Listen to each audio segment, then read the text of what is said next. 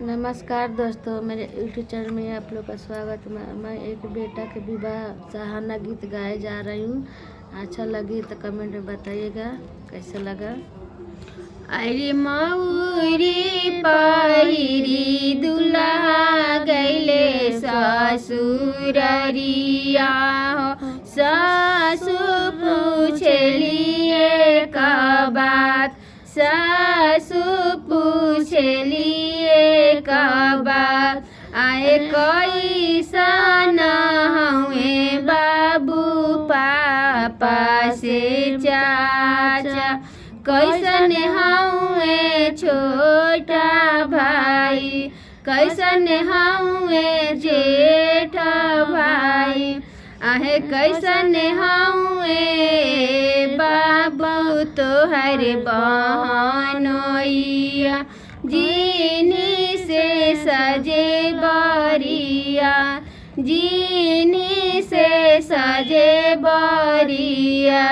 आहे तिरछी पगड़िया बनले पापा से चाचा, छायले बरना जेठा भाई, छायले बरना छोटा भाई। अरे घोड़ावा चढ़ल ओइले पापा बहनोइया, जीनी से सजे बरिया। आहे घोड़ावा चढ़वले हो अपन बहनोइया, जीनी से सजे बरिया, जीनी से सजे बरिया। अरे तना बचना जब सुनेली अपना सासु, मनहि मनहि मुस्काय, मनहि मनहि मुस्काय।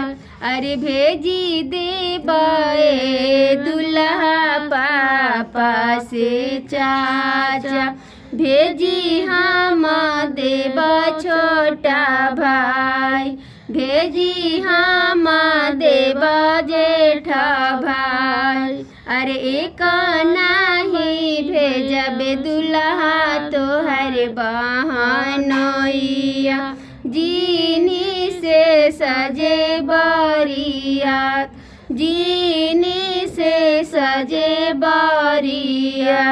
अरे रोकीली हूँ सासू है पापा से चाचा, रोकीले हूँ मोरा छोटा भाई, रोकीले हूँ मोरा जेठा भाई। अरे नाही रोकिया सासू हमारे बहनोइया, जीनी से सजे बरिया, जीनी से सजे बरिया।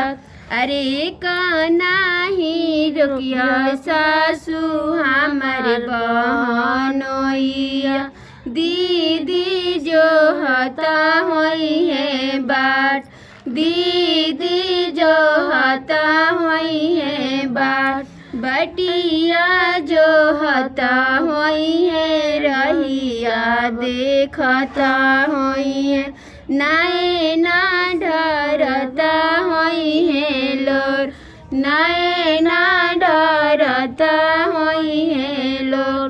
अरे मौरी पहिरी दुल्हा गैले ससुररिया, सासु पूछलिए का बात,